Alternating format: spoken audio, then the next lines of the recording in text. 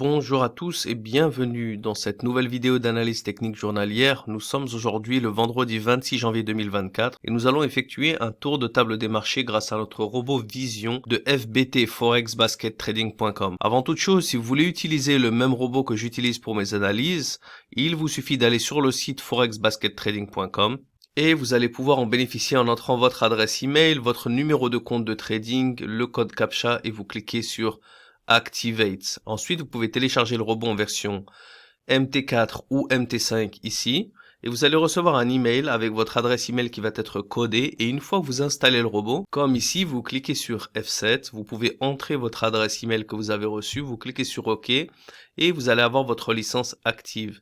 Si vous avez quoi que ce soit comme question, n'hésitez pas à laisser un commentaire sur cette vidéo et j'ai également fait une vidéo tutoriel qui explique en détail comment télécharger le robot et bénéficier de la version gratuite pendant 72 heures. Donc je vous invite à regarder également cette vidéo.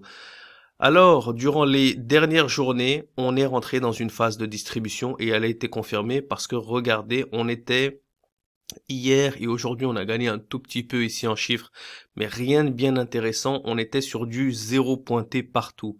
D'accord? Il suffit de regarder l'euro et le sterling, ils sont tous les deux là, ils étaient à 0, entre 1 et -1, il n'y a pas vraiment d'oscillation. On le voit très bien, l'électrocardiogramme du Matrix nous montre que les marchés sont dead, ils sont sideways. On va regarder ce petit franc suisse qui est le seul qui sort un petit peu du lot avec un 2 ici, et comme on peut le voir, il était à 0, il commence un petit peu à gagner en force, et donc vraiment rien de bien intéressant. On est sur le sterling qui était l'une des dernières devises qui nous avait montré un minimum d'intérêt, donc on peut suivre et on peut voir qu'ici, par exemple sur l'euro sterling, on avait quand même de la tendance baissière à long terme. Sur le sterling australien, regardez les marchés, là on est vraiment dans un rectangle avec les supports et les résistances qui sont à la même hauteur, les marchés qui sont au milieu du range ici. Donc on voit très bien que la tendance ici c'est terminé. On avance sur le sterling CAD, regardez, le CAD est à 0, le sterling est à -1, les marchés sont très choppy, rien d'intéressant. Le sterling franc suisse, après une grande tendance haussière, on est vraiment sur du renversement parce qu'on a une petite tendance baissière qui se dessine avec une GMT7 qui est plus basse ici que sur la loc. Mais bon, regardez cette première loc, elle a vraiment du mal à tenir. Les supports ici sont égaux, les supports sont égaux. Les résistances ici, par contre, descendent un peu, ok. Cette loc ici, elle a été respectée. D'accord, même à court terme. La quatrième lock est bien plus hausse que la troisième, ce qui n'est pas bon. Par contre, elle est respectée. Donc, même à court terme, pour des petits scalpers, on est quand même capable de retrouver du signal avec une petite GMT7 ici qui est bien plus basse. Mais malheureusement, on est complètement en contre-tendance et là, vraiment, c'est à éviter, quoi. Le sterling yen, voilà, on est aussi sur un range ici. Le sterling New Zealand, pareil, rien d'intéressant. Il suffit de voir les supports et les résistances qui sont ici en triangle, qui s'écartent et puis qui se rapprochent vers la fin. Donc on est là vraiment dans une figure de range, une figure d'incertitude. Et on terminera avec notre sterling dollar qui est complètement choppy. Regardez, support qui descend, qui remonte, les résistances qui remontent, qui descendent, les prix qui sont maintenant au milieu des marchés, donc rien d'intéressant. Donc un sterling, voilà, on a une confirmation qu'il n'est pas du tout. On va voir simplement le franc suisse ici qui sort du lot. Et on va se faire un petit tour du franc suisse. Et encore une fois, je vous le dis et je vous le répète que je n'ai pas besoin de passer du temps parce que de toute façon il n'y a rien d'intéressant du fait que tout est à 0. Regardez, on a simplement que 2 paires de devises avec des tendances et on va les voir et on va voir vraiment que c'est pas intéressant. Mais pourquoi est-ce que je le fais? C'est parce que je le dis et je le répète, la force de ce robot, c'est vraiment pas simplement de vous montrer quand il faut trader, mais quand il ne faut pas trader. L'une des principales raisons pour laquelle les traders perdent, c'est jamais parce que ils vont vraiment fermer les positions gagnantes trop tôt, fermer les positions perdantes trop tard. Non, parce que le money management, ça s'apprend, d'accord? De pouvoir mettre un risque reward et de fermer les positions, c'est du fait d'une manière générale, de ne pas savoir quand s'arrêter. Parce que quand on a un trade, on peut mettre un maximum de drawdown à 1%. Mais si jamais on a une bonne journée, le lendemain, trader encore. Avoir un excès de zèle, un excès de confiance. Quand on a mal tradé, on est dans le revenge trading, on essaie de prendre notre revanche. Oh mince, hier j'ai perdu 1%, aujourd'hui je vais le récupérer. Alors qu'on sent que les signaux ne sont pas bons. Et bien du fait qu'ici, si on a tout à zéro, et bien imaginons qu'on avait eu une bonne journée, je ne vais pas ouvrir, même si j'ai eu une bonne journée hier. Oui, mais quand même, j'ouvre un petit, bon celui-là il est vraiment, on voit qu'il est pas du tout intéressant. Le 4 suisse, regardez franchement. Je sais pas, imaginons qu'hier on a eu une super journée en tendance haussière. Ah, on a du renversement, je vais vendre. Ah mince, ça retrace, ça a touché mon stop. Sur l'Australian Suisse, comme on l'avait vu, voilà. Ah, j'ai un bon petit breakout, là je sens qu'il y a une lock, et puis ça retrace par exemple. Ou on ouvre à ce moment-là et on le laisse trop courir. Je ne sais pas, je vais pas faire des scénarios à la volée. Mais pourquoi est-ce que je dis ça? C'est parce que nous, on a une méthode, d'accord? Il existe des milliers de stratégies. Mais notre stratégie-là, elle doit fonctionner en fonction de certains paramètres, d'accord? Des paramètres de tendance, des paramètres de breakout. Donc, c'est ce que j'appelle également les 5 étoiles, que j'aime répéter au cours des analyses.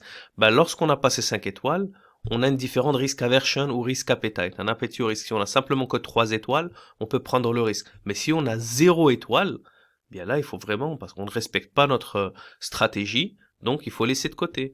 Et moi, c'est une très très grande force que d'avoir ce système-là qui nous permet également de savoir laisser les marchés de côté, car dans mon expérience personnelle, l'une des principales erreurs, c'est vraiment de ne pas savoir s'arrêter aussi bien lorsqu'on fait du profit ou lorsqu'on fait des pertes.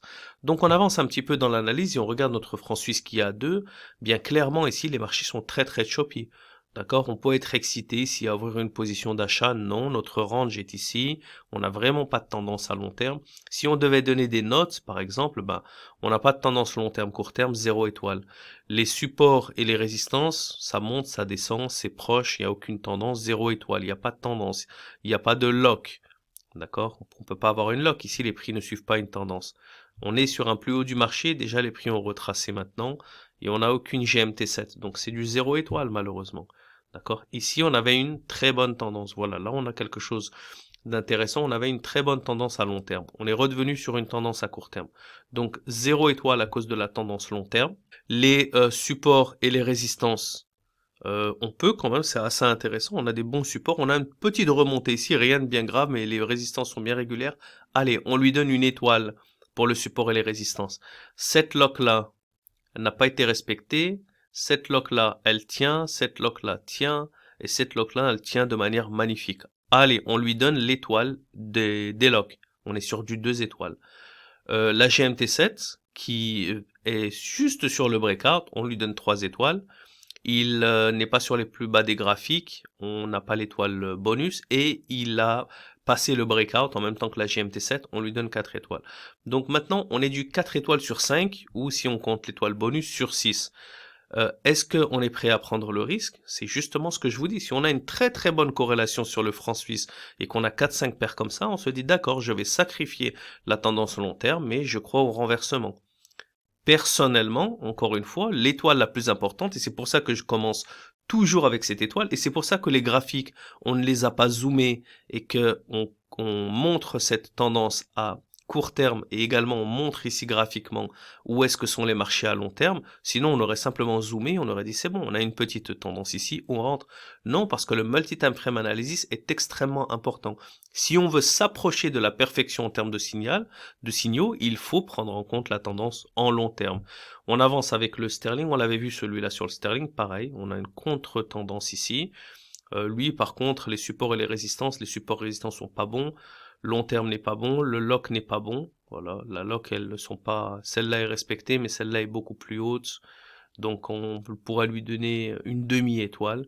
La GMT7, on peut lui donner, elle est plus basse que la dernière lock.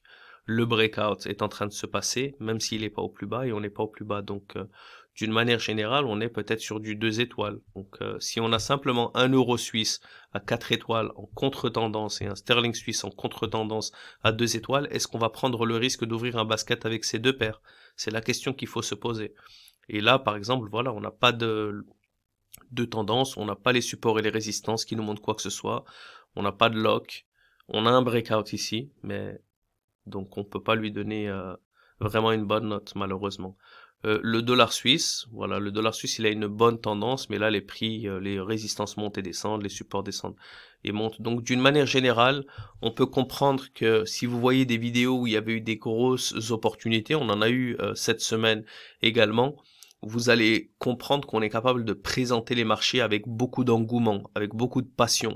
Pourquoi? Parce qu'il y a des grosses opportunités. Quand on a une devise à 3,5, une autre à -5, une autre à +4, on essaye de décider si on va en prendre une, deux ou trois et ouvrir un basket simple ou complexe, de savoir laquelle des devises on va choisir en premier, laquelle des paires de devises, d'accord? Donc c'est vraiment intéressant, il y a de l'analyse à faire.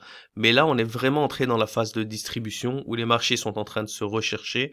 On est à la fin du mois, il va y avoir des petites phases de profit taking en début de semaine prochaine.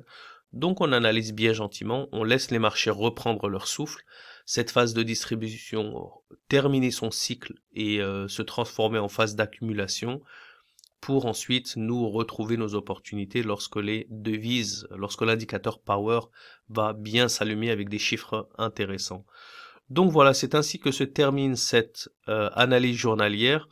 Je vous souhaite un bon courage, un bon trading à tous et je vous le rappelle encore une fois, rendez-vous sur le site, entrez les informations, téléchargez le rebond en MT4 ou MT5, bénéficiez du Vision pendant 72 heures et cela gratuitement. Et si vous avez des questions générales sur le trading, on est là vraiment pour faire participer la communauté également. Donc si vous avez quoi que ce soit comme question, comme doute, vous pouvez ouvrir un ticket ici. Et donc notre support se fera un plaisir de répondre à vos questions.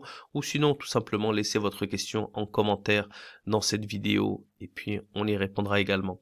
Bon week-end à tous et à très bientôt. Ciao ciao.